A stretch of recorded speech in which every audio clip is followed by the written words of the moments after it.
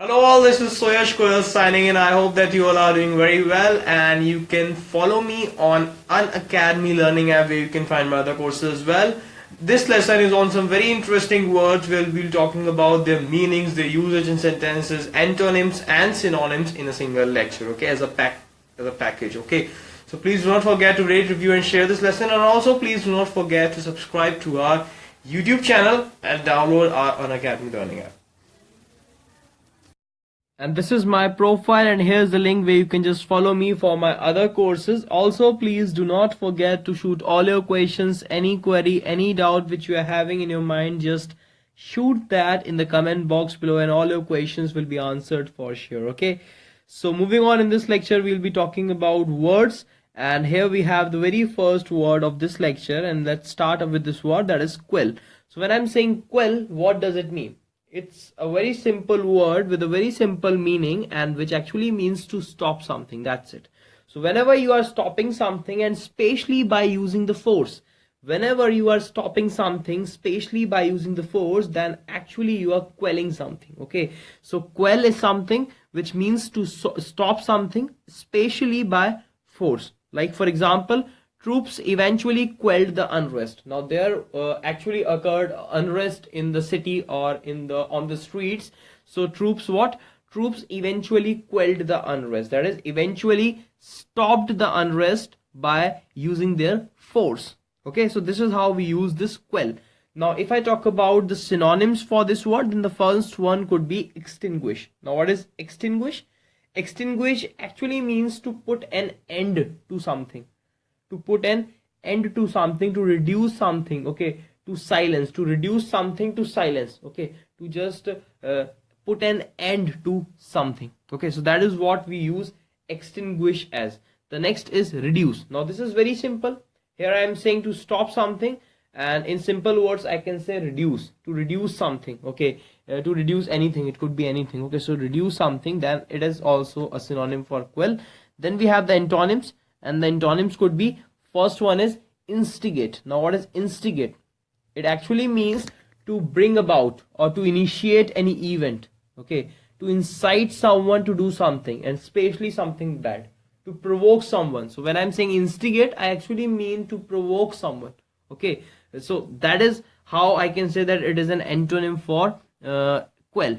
Like quell is to stop something by using the force, and instigate is to start something bad, to provoke someone, okay.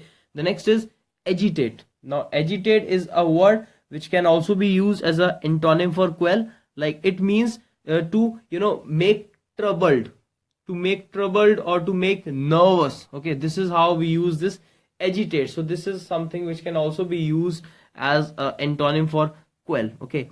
Then we have the new word, that is reverence. Now what is reverence? It actually means deep respect for someone or something. So whenever you have deep respect for someone or something, then it is actually reverence.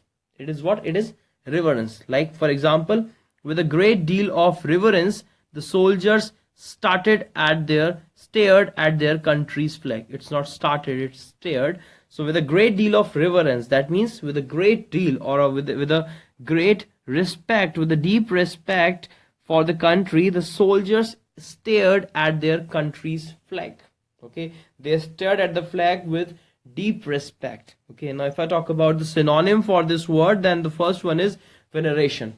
Now what is veneration? Veneration actually means great respect.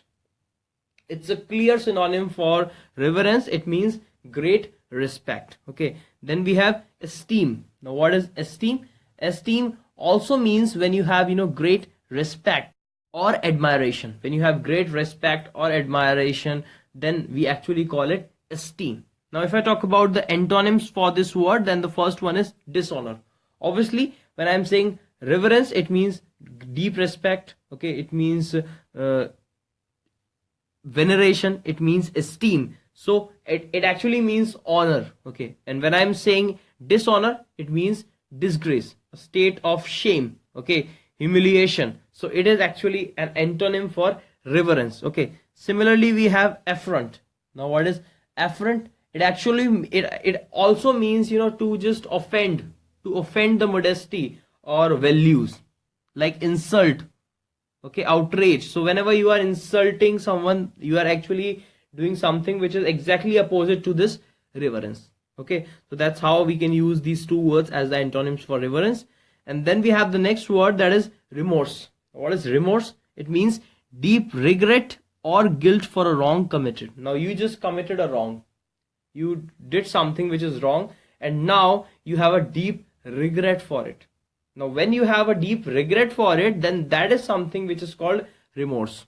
Okay, when you feel a lot of guilt in yourself, like why you did that, or you just did that, and after that you feel a lot of guilt, why I did it, I should not have done that, and all that. So that is what we call remorse. For example, Rahul felt remorse for what he had done. Rahul felt remorse for what he had done. He did something, and after that he felt remorse for it, like why he did that, or he should not have done that, and all that. Okay, now if I talk about the synonyms for this word, then the first one is regret. It's a regret. Remorse is deep regret. So the first one is regret, to feel sad, to feel disappointed over something, okay, which you think you did wrong. Okay, then the next one is penitence. Now what is penitence? Penitence is also a synonym for remorse, which actually means the action of feeling sorrow, okay, or regret or for having done wrong. When you do something wrong and you feel regret, or you actually feel sorrow about something, then it is actually called penitence. Okay, now if I talk about the antonyms for the word remorse, then the first one is ruthless. Now what is ruthless? It actually means having no pity or compassion for others. When you have no pity, when you have no compassion for others, then this is what we call ruthless. Now this is actually just opposite to remorse, where you are having deep regret in remorse, and in ruthless you are having no pity for anyone. So this is how we can use it as a antonym. And the next one is pitiless. So it is self-explanatory, when you don't have any pity for someone. Okay, when you are actually pretending to be, or you are actually very cruel, you have no pity, so that is what we call pitiless. Okay, then we have the next one, that is superfluous. So when I'm saying superfluous, it means unnecessary, being more than is sufficient or required. Being more than is sufficient or required. You required something, but you get more than that, you give more than that. Now this is superfluous, unnecessary, which is not required. Okay, like for example, cut out your superfluous expenses to stay within budget. Now you want to stay within budget, but you cannot stay within budget until and unless you cut your superfluous expenses, unnecessary expenses which are not required at all, but you still make them. So if you want to just have a life within budget, then obviously you'll have to cut out your superfluous expenses. Okay, now if I talk about the synonym for this word superfluous, the first one is excessive. Excessive. Now it actually means excessive, बहुत ज़्यादा. Okay, a lot more. Then the next one is redundant, which actually means like something which is no longer needed, or something which is no longer useful, inessential. Okay, something which is needless. So this is also a synonym for superfluous.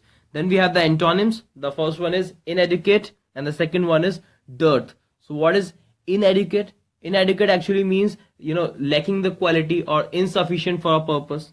So here superfluous means unnecessary, being more than for a purpose, being more than sufficient. And on other hand, I have antonym as inadequate, which means less than, insufficient for a purpose. Okay, then we have dearth as the antonym for superfluous, and dearth actually also means scarcity, lack of something. Okay, so this is how we can just take it as a antonym for superfluous, because superfluous means being more than what is required, and dearth means lacking, lack of something. So that's how we can use this as the antonym for superfluous. Okay, so that's all for this lecture, and we'll be talking about some more words in the next lecture. Thank you very much. This is Suyash signing off.